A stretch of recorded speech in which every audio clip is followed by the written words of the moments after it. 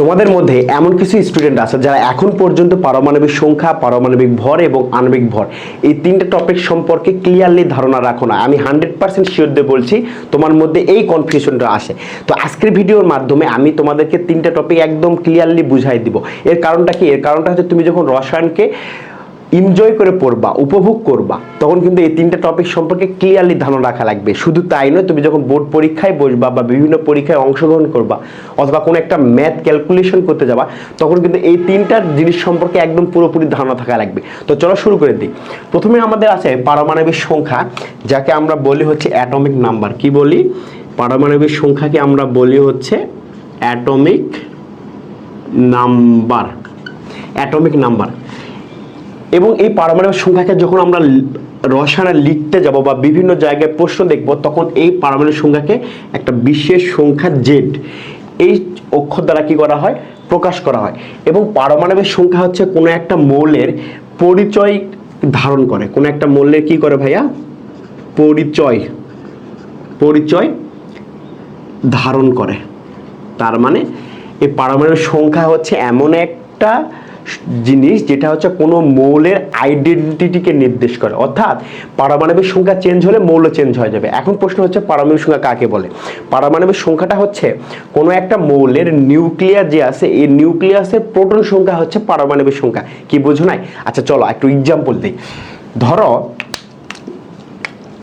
Z সমান 1 দেওয়া আছে, অথবা জেড সমান 6, অথবা জেড সমান 8, অথবা জেড সমান 11। এই তিনটা জিনিস দেওয়া আছে। আমি কিন্তু আগে বলেছি যে জেড হচ্ছে রসায়নের পারমাণবিক সংখ্যাকে নির্দেশ করবে। অর্থাৎ জেড ইকুয়াল টু যদি 1 হয়, তাহলে আমরা এতটুকু বুঝতেছি, তাই না, যে এখানে কোনো একটা মৌলের নিউক্লিয়াসে একটা মাত্র প্রোটন আছে। অর্থাৎ জেড ইকুয়াল টু 1 যদি হয়, তাহলে এই মৌলটার নাম হচ্ছে হাইড্রোজেন। বুঝছো? জেড ইকুয়াল টু 6 হয়, তাহলে এই মৌলটার নাম হচ্ছে তোমার কার্বন। জেড ইকুয়াল টু যদি 8 হয়, এই মৌলটার নাম হচ্ছে অক্সিজেন। জেড ইকুয়াল টু 11 হয়, এই মৌলটার নাম হচ্ছে তোমার সোডিয়াম। তাহলে বুঝলা যে জেডটা আসলে কি? যে কোনো একটা মৌলের পরমাণু, কোনো একটা মৌলের নিউক্লিয়াস যে আছে, এই নিউক্লিয়াসে যতগুলো প্রোটন সংখ্যা থাকবে সেটা তার মৌলের পারমাণবিক সংখ্যা। অর্থাৎ জেড ইকুয়াল টু 1 জেড সমান 1 মানে হচ্ছে এই মৌলের নিউক্লিয়াসে একটা মাত্র প্রোটন আছে, তার মানে এটা হবে অবশ্যই হাইড্রোজেন। জেড ইকুয়াল টু 6, অর্থাৎ এই মৌলের নিউক্লিয়াসে 6টা প্রোটন আছে, তার মানে এটা হচ্ছে আমাদের কার্বন, মানে কার্বনকে নির্দেশ করছে। জেড ইকুয়াল টু 8, তার মানে এই মৌলের নিউক্লিয়াসের কি আছে? 8টা প্রোটন আছে, তার মানে এটা হচ্ছে আমাদের অক্সিজেন। জেড ইকুয়াল টু 11 মানে হচ্ছে 11টা আমাদের প্রোটন সংখ্যা আছে, তার মানে হচ্ছে এটা হচ্ছে সোডিয়াম। তার মানে পারমাণবিক সংখ্যাটা হচ্ছে সেই সংখ্যা যে সংখ্যা দ্বারা একটা মৌলকে আমরা চিনতে পারবো, এবং এই পারমাণবিক সংখ্যা দ্বারা বুঝতে পারবো যে এই মৌলের নিউক্লিয়াসে কয়টা প্রোটন সংখ্যা আছে। ঠিক আছে, বুঝছো? দেখো এখানে খুব ইজিলি আকারে বুঝিয়ে দিলাম যে জেড ইকুয়াল টু 1 মানে হাইড্রোজেন, অর্থাৎ এর পরমাণুর নিউক্লিয়াসে একটা মাত্র কি আছে? প্রোটন আছে। তো এটা হচ্ছে পারমাণবিক সংখ্যা। এখান থেকে একটা প্রশ্ন আছে যে পারমাণবিক সংখ্যা কাকে বলে? এটা আমরা সকলেই বুঝে না বুঝে মুখস্থ করে ফেলি যে কোনো একটা মৌলের বা কোনো একটা মৌলের যে পরমাণু কোনো একটা পরমাণুর নিউক্লিয়াসে কি থাকবে? প্রোটন সংখ্যা থাকবে। সেই প্রোটন সংখ্যাটা হচ্ছে ওই মৌলের পারমাণবিক সংখ্যা। এটা হচ্ছে আমাদের পারমাণবিক সংখ্যা গেল। এবার আছে পারমাণবিক ভর। পারমাণবিক ভর, এই পারমাণবিক ভরকে কি বলা হয় জানো? একে বলা হয় অ্যাটমিক মাস, যেটাকে আমরা রসায়নের বিভিন্ন জায়গায় এই সংখ্যা দ্বারা দেখতে পাই। তো এটার সমান একটা সূত্র আছে Z+N, অর্থাৎ পারমাণবিক ভর ইজ ইকুয়াল টু, এটা মানে হচ্ছে পারমাণবিক ভর। পারমাণবিক ভর সমান হচ্ছে Z+N। তোমাদেরকে আমি আগেই বলছি যে জেড যদি কোনো রসায়নে কোনো জায়গায় দেখো জেড লেখা আছে, তার মানে বুঝবে এটার পারমাণবিক সংখ্যা, আর এনটা হচ্ছে নিউট্রন সংখ্যা। অর্থাৎ পারমাণবিক ভর হচ্ছে এমন একটা সংখ্যা যেটা হচ্ছে প্রোটন সংখ্যা, যেটা হচ্ছে তোমার প্রোটন সংখ্যা এবং নিউট্রন সংখ্যার সমষ্টিকে বোঝাবে। এখন তোমাদেরকে যদি কেউ এখানে এরকম থাকে যে A ইজ ইকুয়ালস টু দেওয়া আছে আচ্ছা, এই যে এখানে আরেকটা ইনফরমেশন তোমাদেরকে বলে নেই, সেটা হচ্ছে আমরা এই পারমাণবিক ভরকে এ দ্বারা প্রকাশ করছি। এখানে আরেকটা কথা আছে যে পারমাণবিক ভর যদি চেঞ্জ হয় তাহলে আইসোটোপও চেঞ্জ হয়ে যাবে। আর এখানে হচ্ছে পারমাণবিক সংখ্যা যদি চেঞ্জ হয় তাহলে হচ্ছে কোনো একটা মৌলের পরিচয়টা চেঞ্জ হবে। এতটুকু ক্লিয়ার? তার মানে এখানে যদি আমরা উদাহরণ দেই, কার্বন 14 কিন্তু একটা আইসোটোপ, ঠিক আছে। আবার কার্বন 12 কিন্তু একটা আইসোটোপ, কার্বন 12 একটা আইসোটোপ। তো এদেরকে যদি আমরা একটু ভাঙায় দেখি, এখানে হচ্ছে এ ইজ ইকালস টু এটা, হ্যাঁ, এ ইজ ইকালস টু এগুলা। তাহলে কার্বন 14, এখানে এই আইসোটোপের মধ্যে কয়টা প্রোটন আছে কয়টা নিউট্রন আছে এটা একটু দেখি। এখানে কার্বন যে 14, এখানে আছে হচ্ছে 6 + 8, অর্থাৎ 6টা আমাদের আছে হচ্ছে প্রোটন সংখ্যা এবং 8টা আছে নিউট্রন সংখ্যা। আর কার্বন 12তে হচ্ছে 6 + 6, তার মানে 6টা প্রোটন এবং হচ্ছে 6টা নিউট্রন আছে। তার মানে হচ্ছে এক পারমাণবিক সংখ্যা এবং পারমাণবিক ভর এক জিনিস না। পারমাণবিক ভরটা হচ্ছে প্রোটন সংখ্যা এবং নিউট্রন সংখ্যার সমষ্টিটা হচ্ছে পারমাণবিক ভর সংখ্যা, বুঝছো? আর পারমাণবিক সংখ্যা হচ্ছে জাস্ট প্রোটন সংখ্যাকে বোঝাচ্ছে। এরপরে যে সবচেয়ে ইম্পর্টেন্ট যে কথাটা, এটা একটু দেখবো, আণবিক ভর নিয়ে কথাবার্তা বলবো, ঠিক আছে। কারণ এই আণবিক ভরের সাথে আমাদের খুব রিলেটেড একটা ম্যাথ আসে, যেটা হচ্ছে ব্যাপন সংক্রান্ত।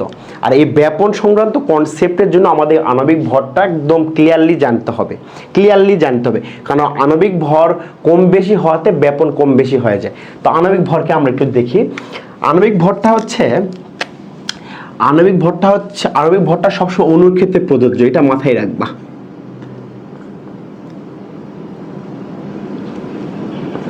অণুর ক্ষেত্রে প্রযোজ্য, আণবিক ভরটা অলওয়েজ কিন্তু অণুর ক্ষেত্রে প্রযোজ্য, কখনো পরমাণুর জন্য হবে না। অণুর ক্ষেত্রে সবসময় অণুর ক্ষেত্রে, ঠিক আছে, সবসময় অণুর ক্ষেত্রে প্রযোজ্য। এখানে আমি যদি বলি আণবিক ভরটা দেখো, যদি বলি H2O, এটা একটা অণু না? CO2 এটা একটা অণু না? আমি যদি বলি সোডিয়াম ক্লোরাইড, এটাও কিন্তু একটা অণু। তার মানে যখন অণু হবে তখন শুধুমাত্র আণবিক ভরটা কাজ করবে, পরমাণুর ক্ষেত্রে কাজ করবে না। তাহলে আণবিক ভর কাকে বলে? আণবিক ভরটা কি? আণবিক ভরটা হচ্ছে সেই সংখ্যা বা সেই ভরকে আমরা নির্দেশ করব যেখানে শুধুমাত্র অণু থাকবে, কোনো পরমাণু থাকবে না, ঠিক আছে। এখন দেখো, এখানে আণবিক ভর বের করার নিয়মটা কীরকম? এখানে H2O হাইড্রোজেন, এখানে H2O হাইড্রোজেন, তাহলে আমরা হচ্ছে দুইটারই আমরা হলো পারমাণবিক ভর বের করব। দেখো, হাইড্রোজেনের পারমাণবিক ভর কত? 1 না? 1। এখানে কয়টা হাইড্রোজেন আছে? 2টা, 1 × 2। আর প্লাস অক্সিজেনের পারমাণবিক ভর কত? 16। তার মানে 2 + 16, তার মানে হচ্ছে 18। তাহলে পানির হচ্ছে আণবিক ভরটা কত? 18।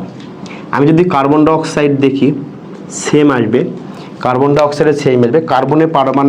কার্বনে হচ্ছে পারমাণবিক ভর হচ্ছে, কার্বনের হচ্ছে আণবিক ভর হচ্ছে 12, আর অক্সিজেন হচ্ছে 8, অক্সিজেন হচ্ছে 16। অক্সিজেনের পারমাণবিক ভর হচ্ছে 16 × 2, অর্থাৎ 12, 16 দুগুণ হচ্ছে 32, অর্থাৎ 44, ঠিক আছে। তাহলে আণবিক ভরটা হচ্ছে অণুর ক্ষেত্রে প্রযোজ্য এবং প্রতিটা অণুর যে প্রতিটা পরমাণু আছে, এই পারমাণবিক যে ভরটা আছে, এই ভরটার সমষ্টিটা হচ্ছে আমাদের আণবিক ভর। আবারও বলতেছি, আণবিক ভরটা হচ্ছে অণুর যে প্রতিটা পরমাণু থাকবে, এই প্রতিটা পরমাণুর পারমাণবিক যে ভর, এই ভরের সমষ্টিটা হচ্ছে আমাদের আণবিক ভর। আমরা যদি আরো একটা एग्जांपल দেখি, সোডিয়াম ক্লোরাইডকে আমরা দেখব, ঠিক আছে। এই সোডিয়াম ক্লোরাইডে আমাদের হচ্ছে আণবিক ভরটা কত একটু দেখব।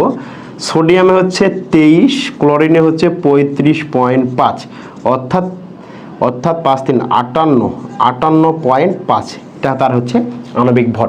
আমি আণবিক ভরটা আরো একবার বুঝে দিচ্ছি, আণবিক ভরটা কি আমি আবারও একবার বুঝে দিচ্ছি। আণবিক ভরটা হচ্ছে অলওয়েজ অণুর ক্ষেত্রে প্রযোজ্য, ভাইয়া, অলওয়েজ অণুর ক্ষেত্রে প্রযোজ্য হবে এবং আণবিক ভরটা কখনো পরমাণুর ক্ষেত্রে প্রযোজ্য হবে না। আর আণবিক ভরটা হচ্ছে এই অণুর মধ্যে যতগুলো পরমাণু থাকবে, দেখো এই যে যদি আমি এই পানিকে কল্পনা করি, এই পানিকে কল্পনা করছি, এখানে টু প্লাস ও, দুইটা পরমাণু একত্র হয়ে কিন্তু এই পানি তৈরি করছে, তাই না? এই দুইটা পরমাণু একত্র হয়ে কিন্তু এই পানিটা তৈরি করছে। এখন এই দুইটা পরমাণুর যে আছে, দুইটা পরমাণুর আমরা পারমাণবিক ভরগুলোকে যোগ করার পরে যে সংখ্যাটা পাবো সেটা হচ্ছে আণবিক ভর। দেখো এখানে 1 হচ্ছে হাইড্রোজেনের পারমাণবিক ভর হচ্ছে 1, 1 ইন্টু 2 প্লাস অক্সিজেন 16, তার 2 ইন্টু 16 ইজ ইকালস টু 18। তার মানে আণবিক ভরটা হচ্ছে সেই ভর যে ভরে ওই অণুতে যতগুলো পরমাণু থাকবে তাদের পারমাণবিক ভরের সমষ্টি, ঠিক আছে? তাদের পারমাণবিক ভরের সমষ্টিটা হচ্ছে আমাদের আণবিক ভর। তো এখানে সবচেয়ে বেশি ইম্পর্টেন্টটা হচ্ছে আমাদের আণবিক ভরটা, ঠিক আছে? কারণ এই আণবিক ভরটা আমাদের ব্যাপন সংক্রান্ত যত ম্যাথ আছে সবার ক্ষেত্রে প্রযোজ্য। তো দেখা হবে পরবর্তী কোনো চ্যাপ্টারে বা পরবর্তী কোনো ক্লাসে। ততদিন ভালো থেকো, সুস্থ থেকো।